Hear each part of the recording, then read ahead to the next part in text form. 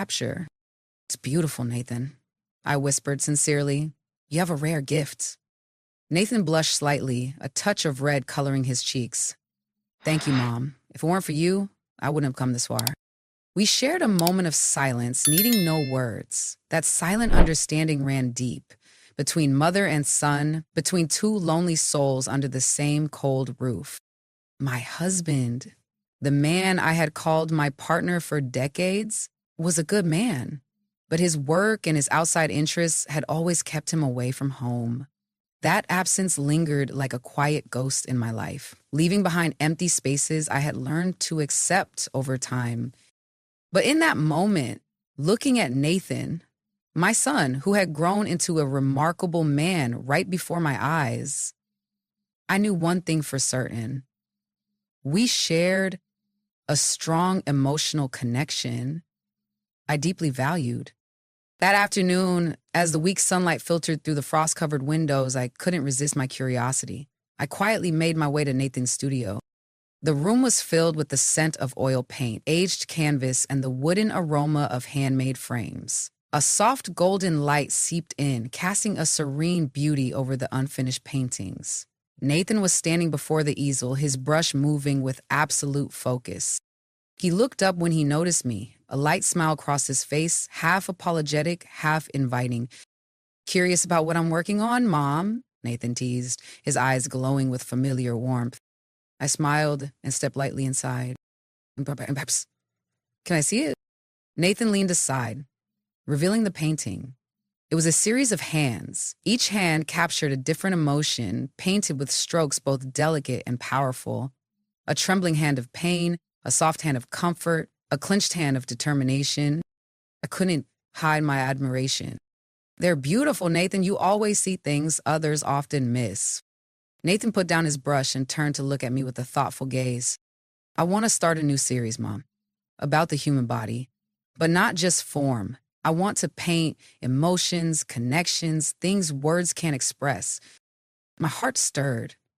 Nathan's words resonated deeply, highlighting my emotional loneliness, the place where I had buried my loneliness, my longing to be heard, to be seen, to be understood.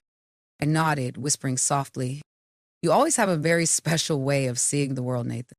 In that moment, I felt the invisible bond between us tighten a little more. Not just mother and son, but two solitary souls finding a rare harmony. A cold breeze slipped through the window cracks, lifting the curtains slightly as if to emphasize the heavy stillness in the room. That evening, the house felt even emptier as my husband, as usual, was absent for a bowling night with his friends. It was just Nathan and me, two warm presences against a freezing winter. I sat in the living room, flipping through an old magazine, trying to occupy myself with a false sense of busyness to cover the emptiness. Suddenly, Nathan came out of the studio, holding a small box. The light from the fireplace reflected in his eyes, making them seem as if they were burning. Mom, I have an idea, Nathan said, placing the box in front of me, his voice filled with excitement. I looked up, surprised. What is it? Nathan rubbed his hands together as if trying to contain his excitement. I want to paint you. Not just a regular portrait, but to paint you the way I really see you. I froze, not because of the idea of being painted, but because of the way Nathan looked at me. Sincere, earnest, as if I was his entire world. There's a gift in the box, Nathan continued, smiling a little shyly. I want you to wear it when you pose. My heart raced as I opened the small box. Inside was a red satin robe, smooth and shimmering under the firelight. Surprised and flustered, I looked up at Nathan.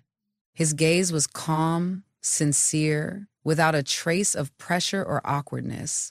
Only trust, admiration, and a deep, unspoken wish. Let me paint you as you truly are.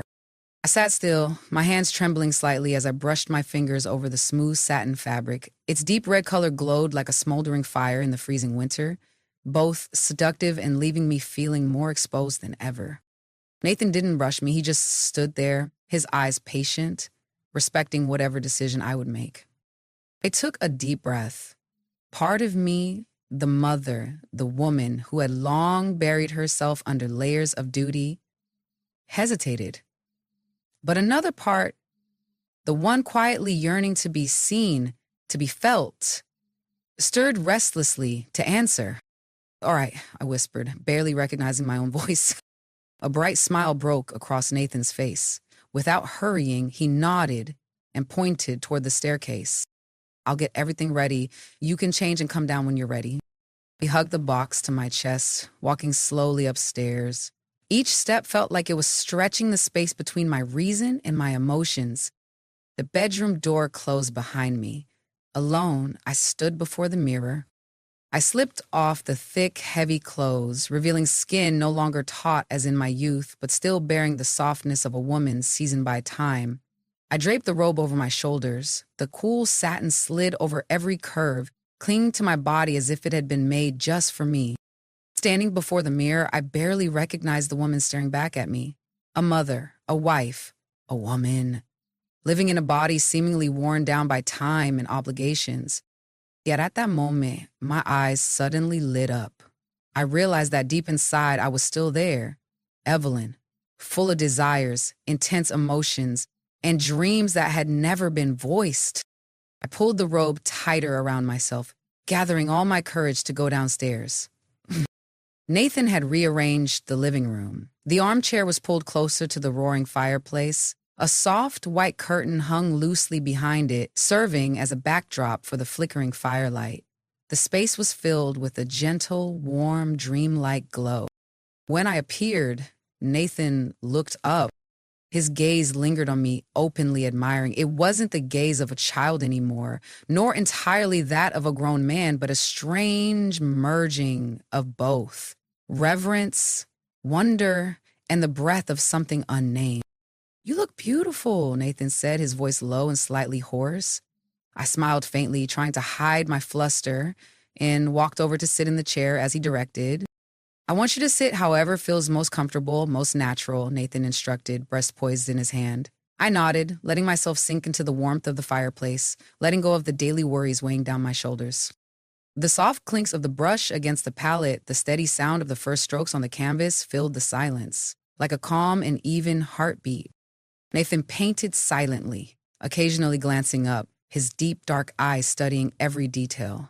The curve of my wrist, the way the light spilled over my collarbone, the gentle folds of the robe across my shoulders.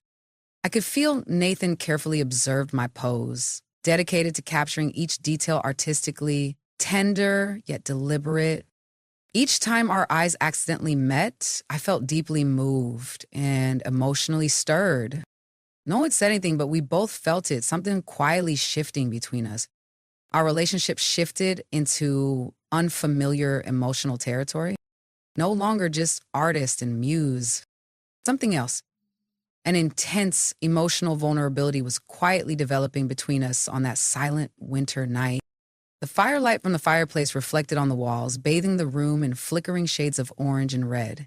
Every time Nathan's brush swept across the canvas, I felt as if he was not only painting my outward form, but also touching the deepest emotions within me. I sat still, unmoving, but inside, every sense was stretched taut like a string about to snap. After a while, Nathan put the brush down, wiped his hands with a small cloth, and approached me. "Are you cold, Mom?" And his voice was warm and gentle. I shook my head, but my heart trembled harder than the cold wind outside.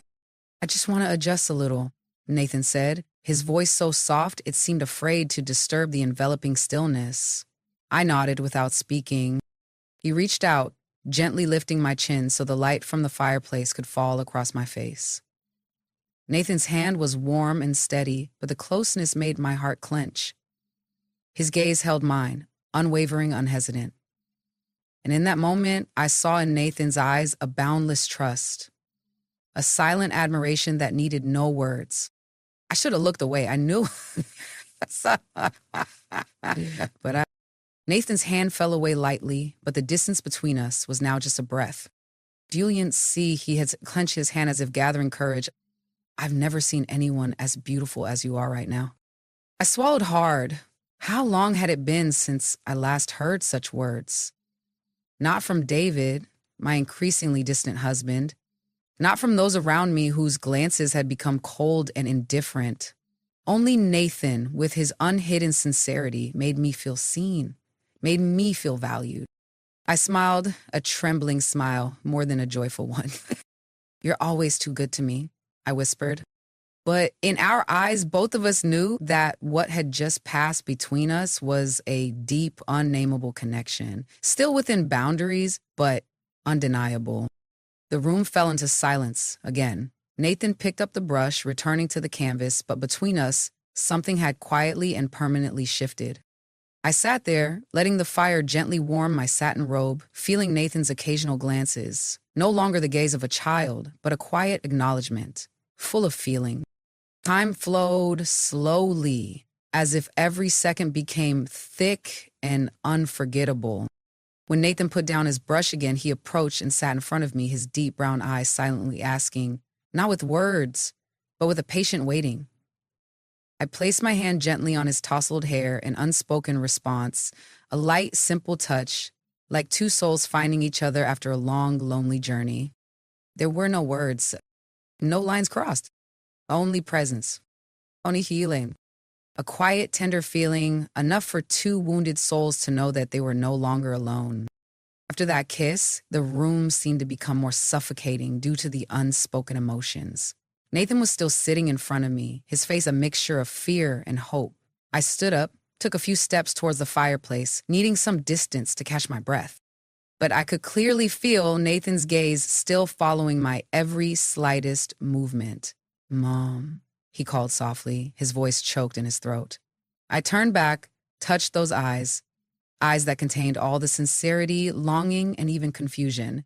I softly spoke, but then stopped. Because is there any word strong enough to explain the emotions swirling in my heart right now? Is there any words to justify what just happened? Nathan slowly stood up, walked towards me, not in a hurry, not in a rush. Each step is like a silent question, and I am the only one who holds the answer. "Do you regret it, Mom?" you ask. Your voice trembling, but your gaze resolute. I looked at you for a long time, sensing the fear, the innocence, and the budding courage in that question. Regret? I regret letting myself be lonely for too long. I regret having let emptiness fill every crevice of my heart. But this moment, I have no regrets. I shook my head softly but firmly. Nathan let out a long breath as if he had just lifted a heavy burden. He stepped closer, and this time, I didn't back away. Nathan's hand found mine, gripping tightly, warmly. Without words, we both understood that between us, a fragile boundary had been broken, and it would never be able to be rebuilt as it once was. "I'm gonna be sad, Mom," Nathan whispered, his eyes seeming to hold me. "I just want you to be happy, Mom." I smiled sadly, my heart tightening. Since when did the one who needed protection become the one searching for the lost piece of my soul? I gently stroked his face, the gesture tender like the years when he was a child, and I used to lull him to sleep every afternoon. Huxley, don't. But this time, the touch was no longer just a maternal affection. It contained something deeper, more painful, and also more beautiful. We stood very close to each other, and when Nathan gently reassured me with a supportive touch on my shoulder, I closed my eyes. A simple, innocent kiss. But it made my tears uncontrollably flow, not because of regret, not out of fear, but because for the first time in many years, I was seen by someone, truly seen, with all my vulnerability, hurt, and longing. Nathan stood beside me quietly, offering silent comfort and support, as if wanting to shield me from the world outside. I let myself lean on you, letting go of all the strong facades I had been carrying for so long. "I'm here," Nathan whispered in my ear. "I will not leave you alone anymore." I know that promise was naive. I know that what is happening is a mistake in the eyes of society, of norms. But at that moment, in the room filled with warm light, there were only two people, two lonely souls who found each other. I let myself fall into that embrace, at least for tonight, because tomorrow, I'm not sure we will have enough courage to face reality. But tonight, in this biting winter, I am alive, to feel, to be loved. The next morning, the soft winter sunlight filtered through the curtains, casting a gentle yellow hue across the room. I woke up, the blanket still warm, and my heart heavy with everything that had happened. Nathan was no longer there. I sat up, leaning against the headboard, listening to the silence around me, a silence no longer peaceful, but filled with anticipation and confusion. Downstairs, I could hear the faint clink of dishes. I quickly threw on a robe and made my way downstairs, my heart racing. Nathan was standing by the kitchen counter, preparing breakfast as if everything were normal. His gaze met mine, and in that moment, I saw all the worry, love, and regret mingling in his eyes. "Good morning, Mom." Nathan spoke first, his voice deep but slightly trembling. "Would you like some coffee?" I nodded, hardly believing my own voice would be steady if I spoke. Nathan poured coffee into my favorite mug, careful as though every little action might shatter the fragile barrier between us. I took the cup, my hand lightly brushing against his. That touch, though brief, was enough to make both of us freeze. Nathan looked at me, wanting to say something, but then he stopped himself. I sat down at the dining table, my hands gripping the cup tightly, clinging to the last fragile bit of normalcy. "Mom, May." Finally, Nathan spoke, hesitantly. "I'm sorry if everything that happened last night made you feel uncomfortable." I looked up, our eyes locking. In that gaze, there was no accusation, only a quiet pain. I slowly shook my head. "No, Nathan." My voice was hoarse. I don't regret it, but we need time to understand what this means." Nathan pressed his lips together, nodding. He sat down across from me, the space between us both intimate and laden with unspoken words. We sat in silence for a long while. Outside, the snow began to fall gently, each flake landing softly on the windowsill. I watched the snowflakes, wondering when my life had drifted so far from everything I once knew. I used to be a strong, determined woman, a model wife, a devoted mother, yet here I was, sitting in front of my son, holding emotions I couldn't name. "I know," I said slowly. "Everything between us last night is wronged by what the world outside would think." Here Nathan clenched his fists, placing them on the table. "I don't care about the world outside," he said, his voice choked. "I only care about you. I don't want you to be alone another day." My heart tightened. Had anyone ever looked at me like that over all these years? Had anyone ever seen the loneliness in me as clearly as Nathan did right now? "But you deserve a full life, Nathan," I whispered. "Not because of me, not because of my shortcomings." Nathan shook his head vigorously. "You don't understand," he said, his eyes bright with emotion. "You're not a deficiency. You are the light in my life, the reason I want to be a better person." Tears silently spilled from my eyes. I put my hand over my mouth, not wanting to cry aloud. Nathan stood up, walked around the table, and knelt in front of me. "I deeply care about you and never want you to feel alone again." I collapsed, resting my head on his shoulder, no longer resisting, no longer denying. Only two people holding each other in a world that they knew would never accept them. But in that moment, there was only truth. And the truth was I had been seen, I had been loved in a way I had once thought I would never experience again in this life. That morning, we sat together for a long time, as if the moment we parted, everything would shatter. Nathan was still kneeling in front of me, his hands tightly gripping mine, his gaze urgent as if he wanted to etch this moment deep into his heart. I gently lifted his chin, forcing myself to meet his eyes filled with admiration, longing, and a silent pain. I took a deep breath, trying to regain my composure. "Nathan," I whispered, "we need to think this through carefully. What happened last night, it's not just a fleeting emotion. It will change everything." He nodded, unwavering. "I know, and I accept it." My heart tightened. While the snow continued to fall outside, inside I was burning with emotions rising within me. A part of me wanted to run away, to hide from the truth that was laid so bare between us. But another part, the weak part, The part that had been lonely for so long held on, longing to stay just a little longer. I stood up, and Nathan followed, never taking his eyes off me. The distance between us now felt so fragile. A single touch was enough to make all boundaries completely break down. "I'm going for a walk," I said, my voice trembling slightly. "I need to think."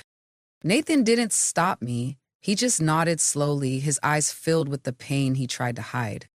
I threw on my coat and stepped outside. The cold air hit my face, making me feel a little more awake. The snow was still falling, its delicate flakes sparkling under the weak winter morning light. I walked down the snow-covered path, my footprints left behind like traces of the past, impossible to erase. I thought about Nathan, his gaze, the words he whispered in my ear last night. I thought about the long years with David, the husband who was absent even when he was home, the man who let me silently wither away in my own life. And I thought about myself, the woman who once dreamed, who once loved passionately, who once believed she deserved to be seen, to be loved. When had I lost myself like this? A cold wind blew through, making me shiver. I pulled my coat tighter around me as if to protect the little warmth that remained. But the real warmth I knew didn't come from the coat. It came from Nathan's gaze, from his strong embrace, from the feeling of being seen and loved after so many years of fading into invisibility. I turned back toward the house, my heart heavy. I knew I couldn't keep running away. A decision had to be made, a decision that would change everything. When I opened the door and stepped inside, Nathan was already sitting on the couch, waiting for me as if his entire world was contained in my presence. When he saw me, he stood up quickly, his eyes filled with hope and worry. "Mom," Heath hesitated. "Have you thought about it?" I walked slowly toward him. My hands trembled slightly as I reached up to touch Nathan's cheek. He leaned into my hand like a small cat seeking warmth, closing his eyes and exhaling deeply. "Nathan," I said, my voice catching, "I can't deny what we felt, but you have to understand you still have your whole future ahead of you." Nathan opened his eyes and looked directly at me, his gaze alight with fire. "I know what I'm doing. I don't regret it." "Young man," I gently squeezed his hand as if drawing courage from the young man I had raised, loved, and now loved in a way the world would never accept. And I whispered, "Let time guide us, Nathan. We don't need to rush, but I can't pretend like nothing has happened." A small smile appeared on his lips. Nathan leaned down and gently reassured me with kind, comforting words, gentle, reverent, full of silent vows. "I'll wait," he whispered in my ear, "no matter how long." And for the first time in a long while, I allowed myself to believe that perhaps, somewhere out there, love, though unconventional, though wrong in the eyes of the world, could still bloom. If we dared to listen to our heart. Time passed, but that winter night remained etched in my mind like a tender wound. Day by day, Nathan and I lived in a new rhythm, silent, cautious, but not hidden. We didn't label what was happening between us, neither rushing nor trying to deny it. We were simply there, together, allowing small moments to weave into a feeling that was both sweet and dangerous. David, my husband, seemed to notice no change at all. He was still busy with work, with long business trips and phone calls that ended abruptly with, "I have to go to a meeting." I still managed everything like a familiar shadow, but my heart was no longer whole. Every time I looked into Nathan's eyes, I knew I had gone too far to turn back. There were nights when Nathan would sit drawing in the studio and I would sit next to him reading a book that I could barely focus on. Just looking up, I would catch his gaze, a look that was enough to break down every wall I had built inside me. Thus, between the brushstrokes and gentle gestures, our emotional connection became stronger, deeply meaningful, and supportive. One rainy afternoon,